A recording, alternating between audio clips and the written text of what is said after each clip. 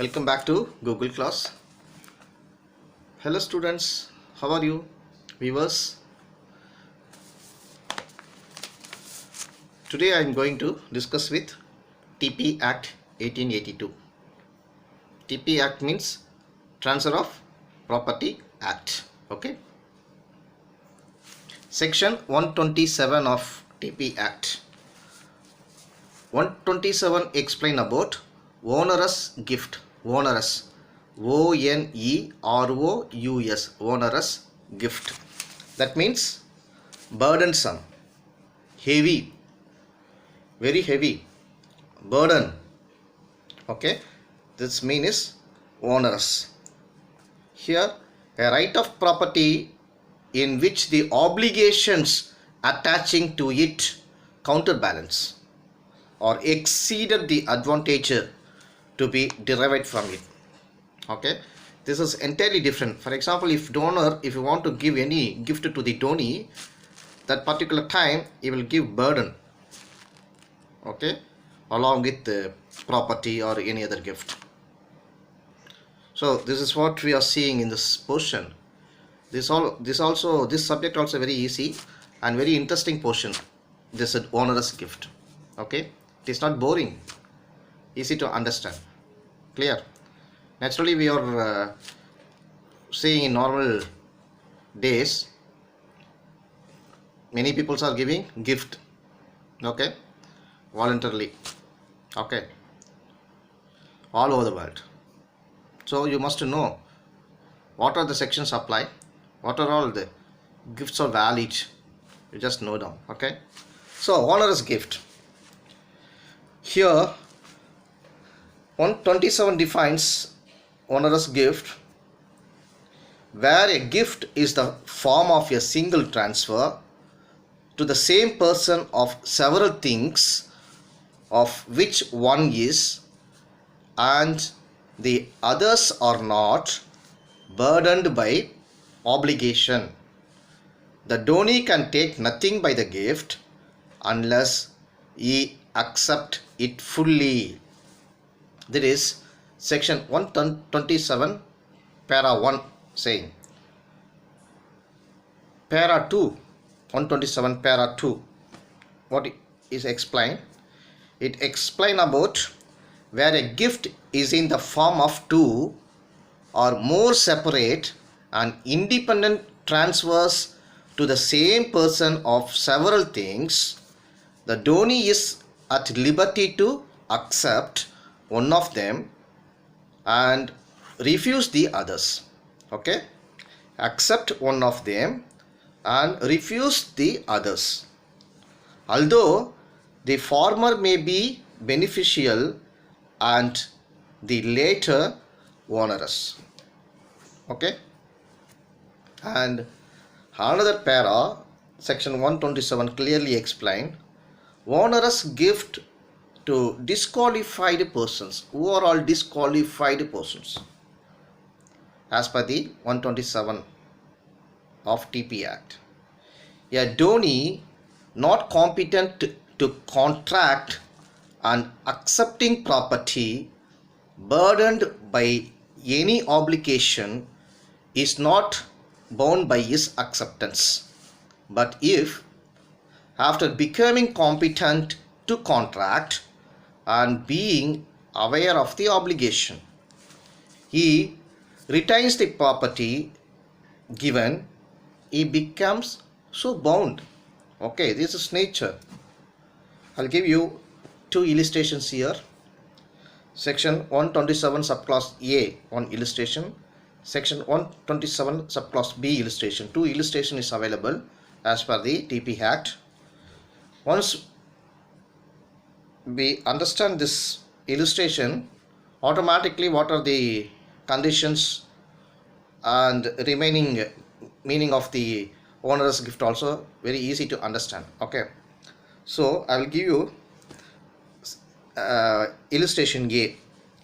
Here A as shares in X. A as shares in X, a prosperous joint stock company, and also shares in Y. a joint stock company in difficulties. Okay, note that point. Two stock. A has shares in X.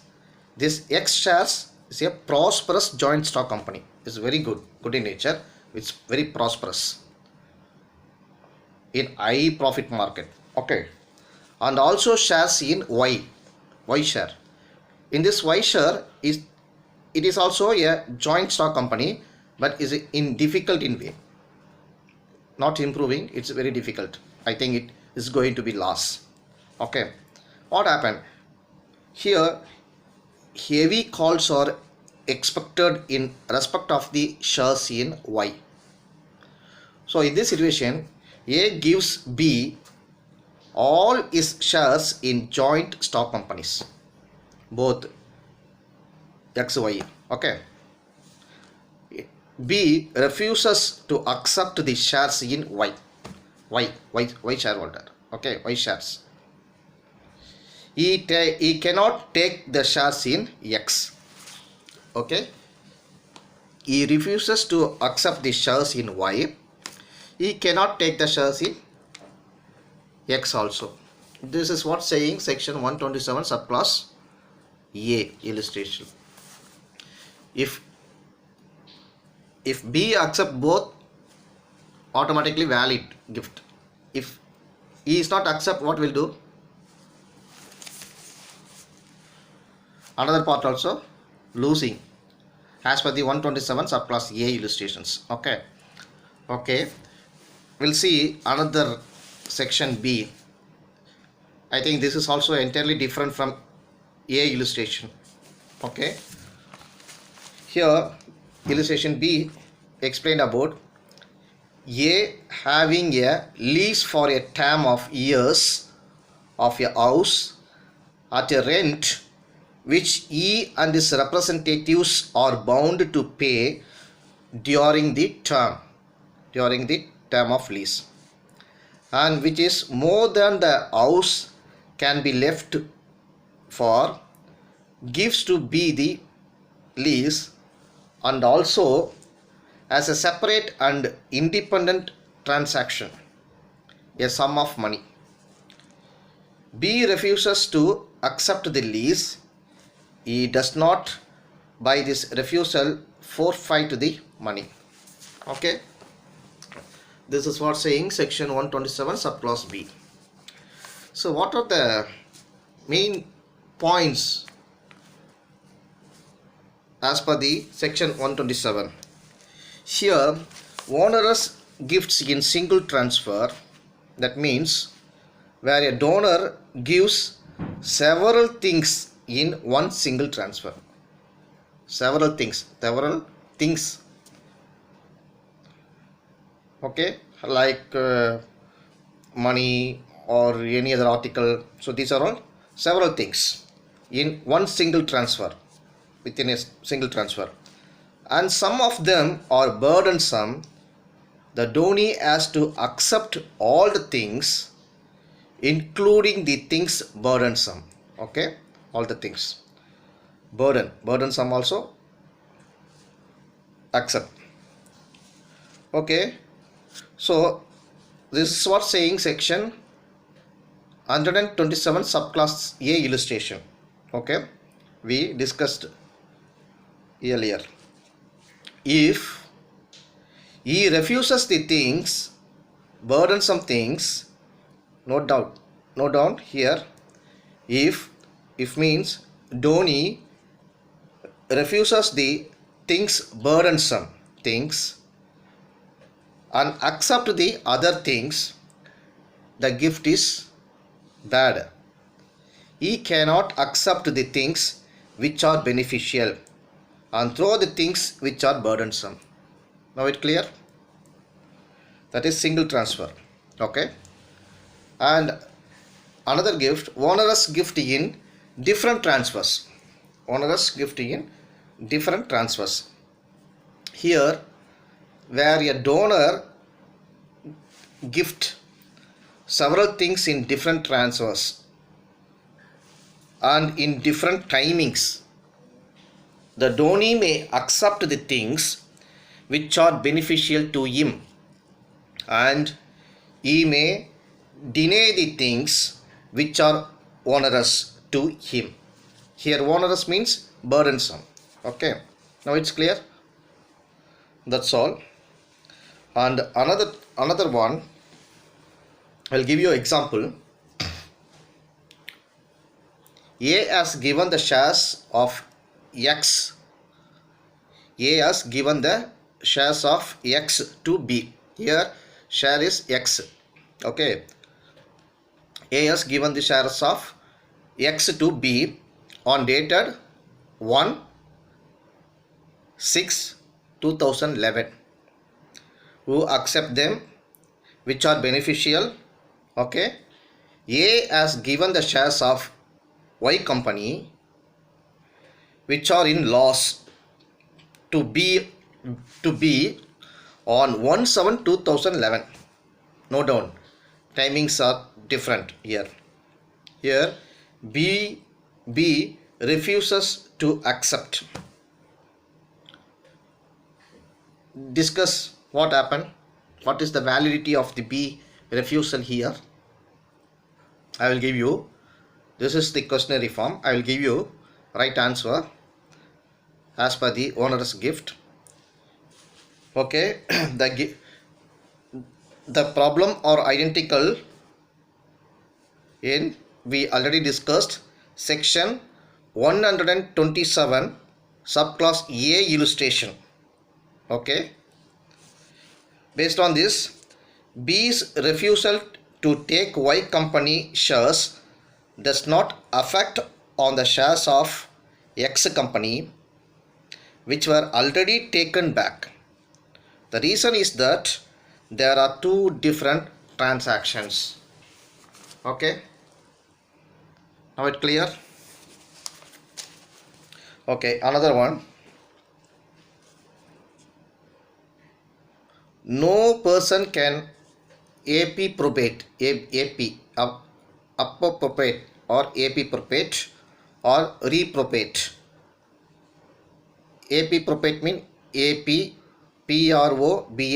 appropriate and reprobate at the same time. No person can appropriate and reprobate at the same time.